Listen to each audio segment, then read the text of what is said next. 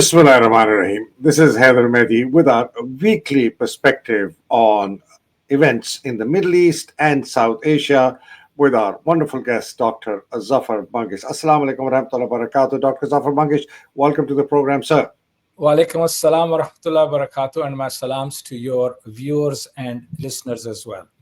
Thank you very much, sir. This is our weekly program in English, as we've explained before, so that there is a perspective about the regional affairs that should go out to the English-speaking world, especially amongst ethnic Middle Eastern people and from South Asia and the Muslim community at large, and of course, the non-Muslim community, but English-speaking. Dr. Zafar Bangash, we are continuing with our weekly sessions on the developments in the Middle East and where is this conflict headed, especially with reference to the key players, USA and Israel and the other Western imperial powers on one side, and of course, Palestinians, Hamas, Hezbollah, Yemen, and Iran. So what's the headline for the past week? Bismillahir Rahmanir Rahim. The first thing to note is that we know that Syria has been removed from the resistance front equation, and this has led some people to assume that the resistance front itself has been knocked out of the struggle. That is far from the case. In fact, if we look at the evidence, the resistance front is still very strong. It has not been knocked out. True, it has suffered certain setbacks, particularly with respect to the martyrdom of a number of Palestinian leaders, as well as the martyrdom of Hezbollah leaders. But we need to keep in mind that Islamic movements are not personality-based. Islamic movements are ideologically based. So the elimination of some leaders, although a setback, does not mean that that is the end of the movement itself. I also want to point out that with respect to Syria, it was never an active participant in the resistance.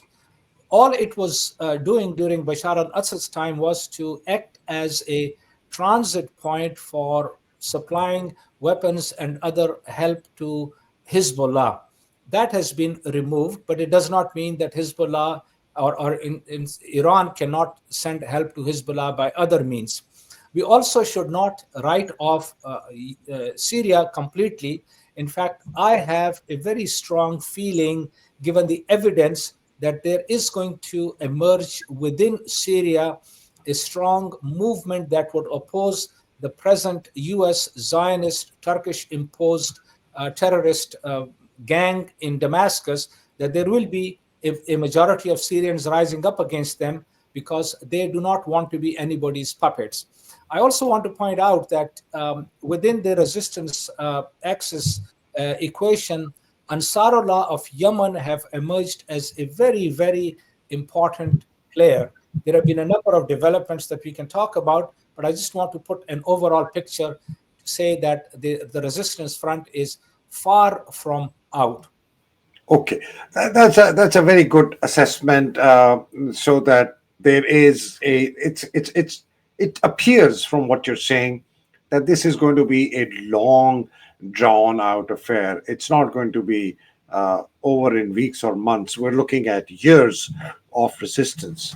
So my first question is the groups that have suffered most grievously in this conflict between the imperial West, as one may like to call it. I don't want to label, the entire countries who's called the West as imperial, but really the ones with the imperial thoughts, and USA kind of leading that charge, along with Israel, joined by Muslim countries like Turkey and Saudi Arabia, Qatar, Kuwait, UAE.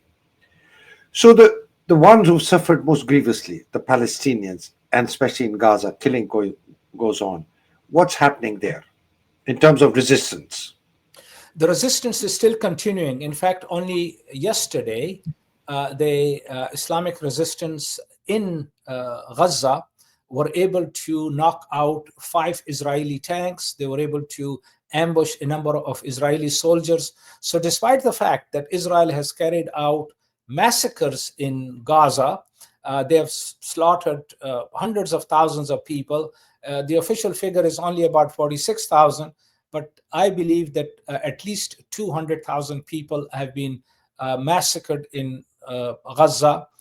We read only today that at least 8 people have frozen to death in Gaza, 7 of them children, because of lack of heat. There have been, heavy rains. Their tents have been flooded. People are living in miserable conditions. Hospitals have been bombed and destroyed.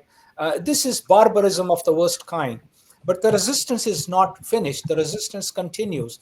And the resistance fighters, whether in Hamas or Islamic Jihad or other groups, have said that even if there is only one Palestinian left, they will continue to resist against Zionist occupiers. They have absolutely no choice. I also want to point out, with respect to Hezbollah, that there are some people speculate that Hezbollah has been badly battered, etc. That's far from the truth. Actually, Hezbollah is a very, very well organized, force. It is not a conventional army, but it is a very disciplined force, and it has very well organized fighters. Reports estimate that there are between 100 to 200,000 fighters at the disposal of Hezbollah. That's an enormous number of fighters that they have, and this is proven by the fact that on October the 1st, when Israel launched its attack against South Lebanon, the objectives that they had set out was that they will push Hezbollah out of South Lebanon to the Litani River. Number one, they demanded the disarming of Hezbollah, and number three, that the Zionist squatters who are occupying northern Palestine, 100,000 or more of them, that they will return to their homes. So look at what is happening today. Hezbollah is still intact. It has not been disarmed. It refuses to disarm. It has no reason to disarm. They have the right to defend themselves. No Israeli has been able to go back to their homes in northern Israel, occupied Palestine, because more than 60% of their homes have been destroyed. So Israel has not achieved any of its objectives. That is why it asked the Americans to organize a ceasefire, which went into effect on November the 27th. But Israel, being Israel, they're not.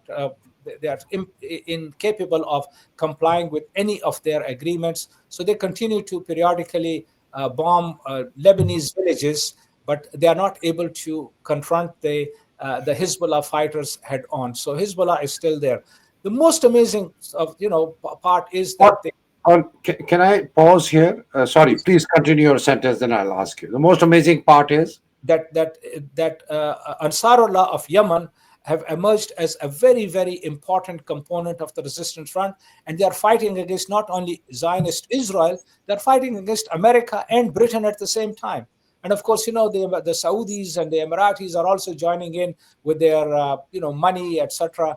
But they have shown, Ansarullah have shown, they fought the Saudi Emiratis and their mercenaries and Americans and French and British from March 2015 to approximately August of 2023, when the Saudis themselves begged the UN to arrange for a ceasefire that Ansarullah accepted. So we see that there is a group of people that are so dedicated, that are so committed, that are willing to take on the superpowers of the world today. And that's a remarkable achievement for these people. So, Dr. Bangash, I just showed this piece from that the Yemen armed forces, which is Ansarullah, called Houthis also, that they've targeted an Israeli power plant in southern occupied Haifa. And they've actually, it's a very interesting thing that they've said, it's somewhere down below. They've said that we are going to establishes an eye for an eye equation against enemies. So whatever targets the Americans or the Israelis target in Yemen, we will respond accordingly. And that's a really interesting phenomena that they've said they've decided to establish a new military equation: power grid for power grid, airport for airport. However, the solution to that would be the end of the aggression on the Gaza Strip. This is their spokesman saying. I, my question really is slightly more philosophical here: is what drives these people, who we call the Houthis or the Ansarullah or Yemeni armed forces? What makes them so resilient? What is it in their character, in their culture, maybe their history, maybe their belief system, their faith? What makes them so resilient and never say die? First of all, let me clarify that Houthi is a tribe, and Yes, Ansarullah is their armed forces, and yes, that includes not only the Houthis but other people as well. So in Yemen, of course, there are different groups, etc. Uh, Houthis actually historically, and they belong to the Zaydi school of thought, which is a very interesting school of thought. It is a sort of branch of the Isna Ashari Shia Isna Ashari branch, but they believe in the first two khulafa, and then they sort of stop there. They have actually ruled Yemen for more than 1,000 years, and they had actually established a kingdom. That's called the Zaydi kingdom in Yemen. So they have a very, very long history of administrative power. And what is really remarkable about these people is that they live a very simple existence. And I think this is something that we need to keep in mind, that people that live very simply and humbly, they don't become materialistic, they cannot be easily subdued. This we find, for instance, in Afghanistan. This we found, for instance, in Vietnam. You see, wherever you see that there are conflicts, if people are used to living in very, very sort of simple lifestyle, then it's very difficult to subdue them. And this is what is with the Ansarullah as well. Secondly, they have a very strong belief in social justice. They don't tolerate aggression. They don't commit aggression against anybody, but they don't tolerate aggression. Like, in the 60s, for instance, there was, the Egyptians actually launched a war against them, and that war went on for many years, and the Yemenis beat the hell out of them. I mean, they drove the Egyptians out of there. So you see that, they have a very long history of resistance. And that, of course, has gone into their genes or into their DNA, and they will not accept any foreign powers.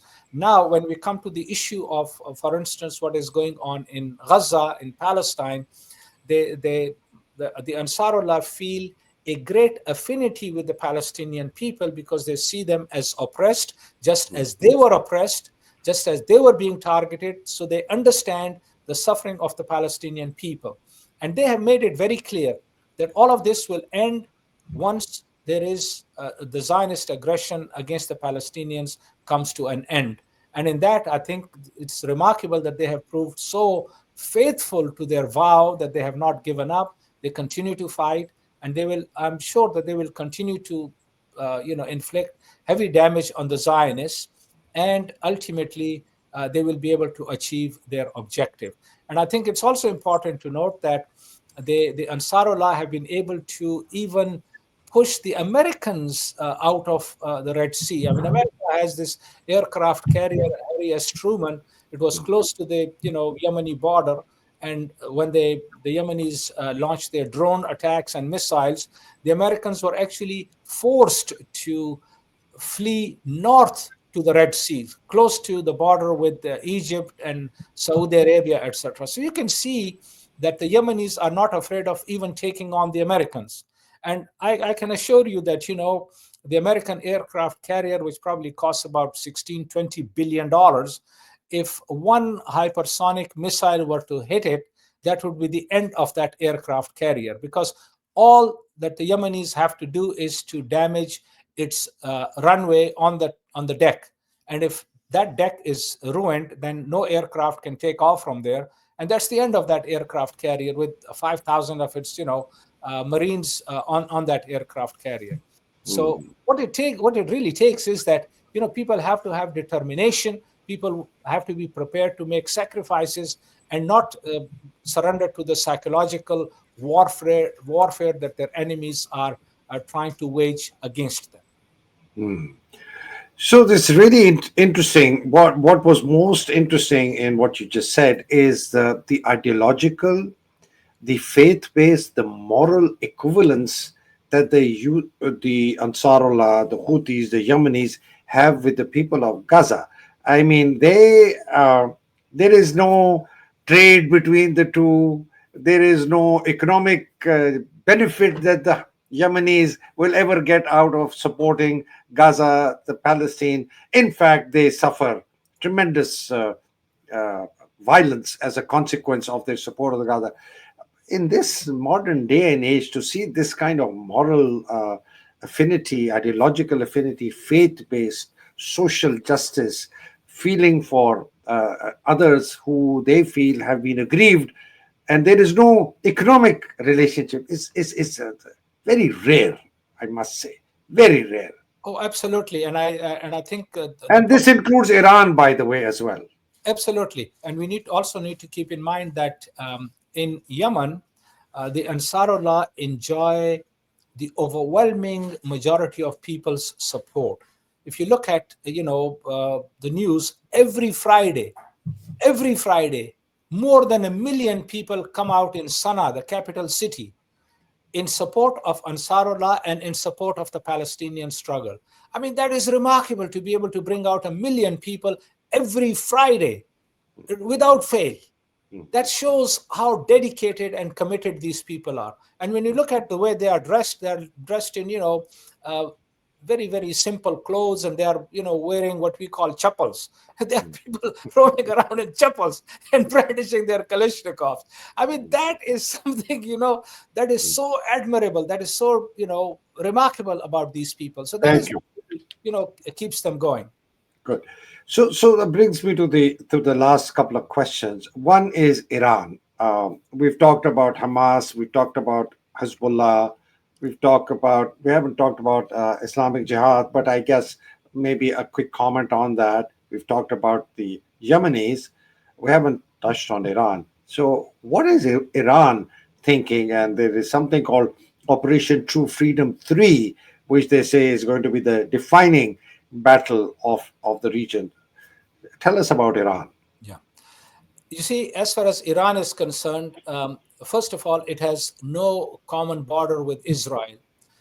Secondly, because of the fact that Syria has been taken out of the equation, and most seriously, Syria's military assets have been destroyed by Israel.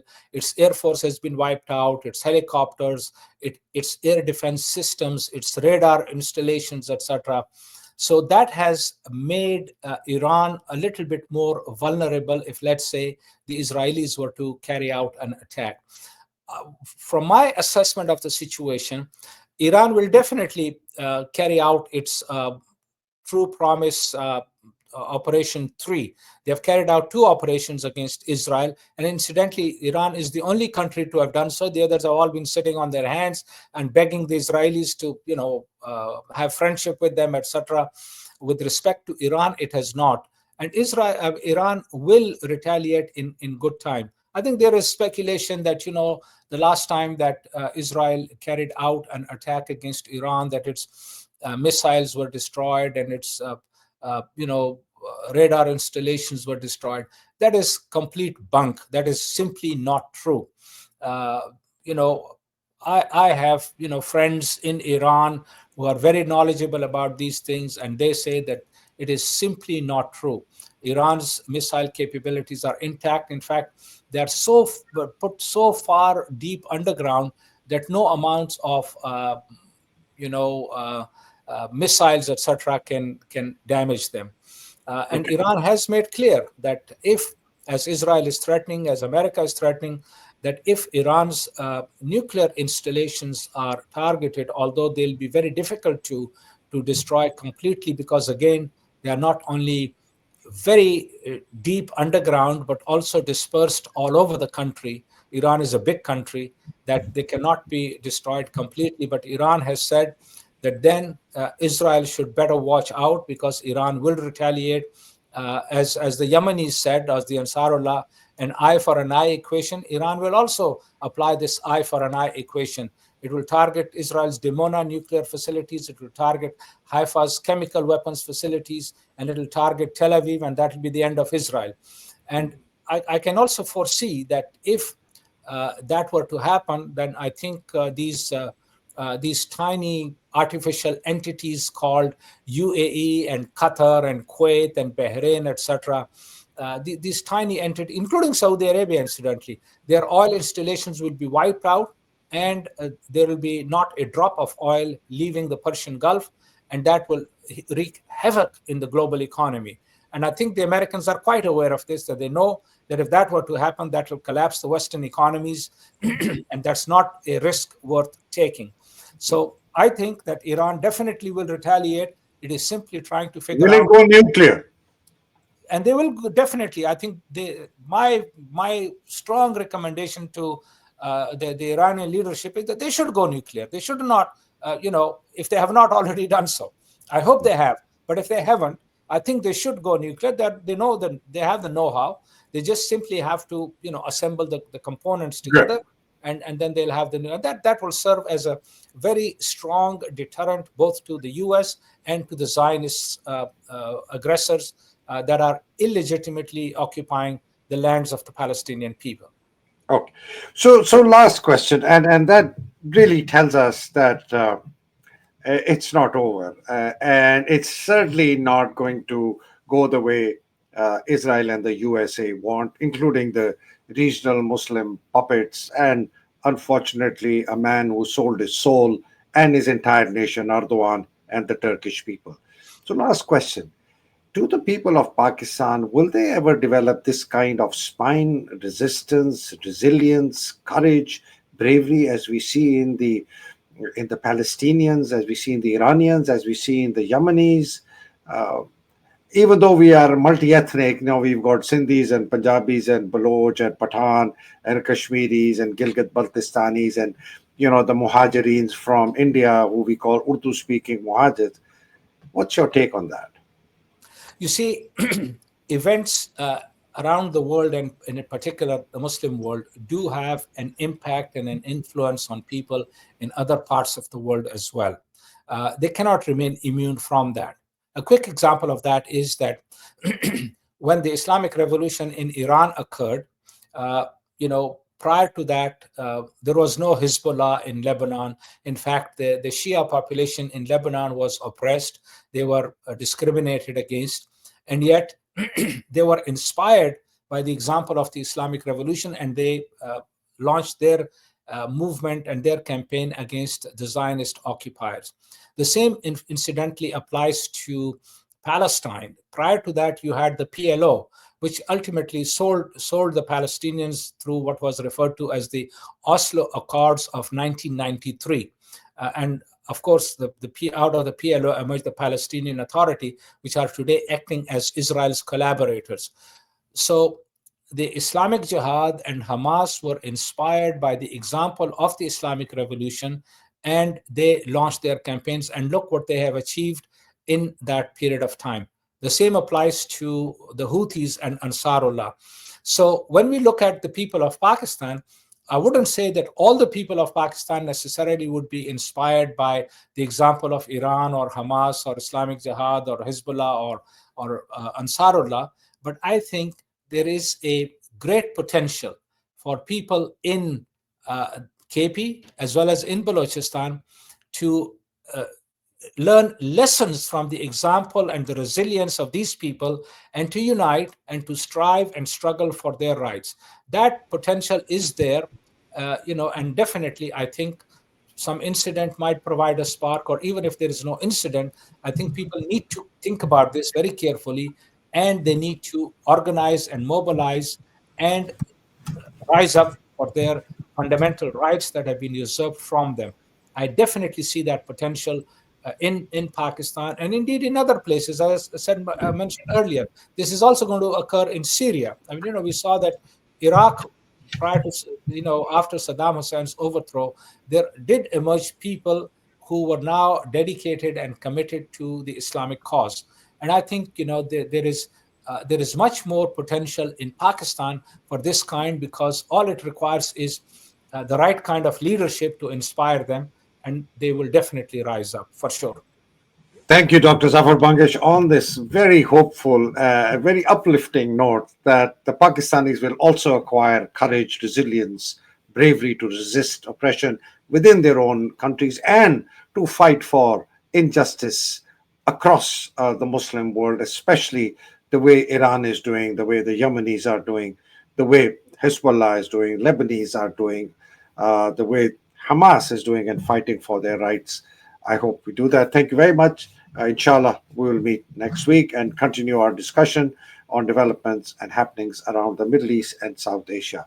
May Allah subhanahu wa ta'ala bless you. May Allah subhanahu wa ta'ala bless all freedom-loving people. May Allah subhanahu wa ta'ala bless all those people who fight against social injustice in the world and want a fair and free and independent world where people live according to what they believe in. Alhamdulillah. Ilahi amin. Assalamu alaikum wa rahmatullahi wa barakatuh. Thank you, Dr. Bangash. Wa alaikum salam. Assalamu alaikum.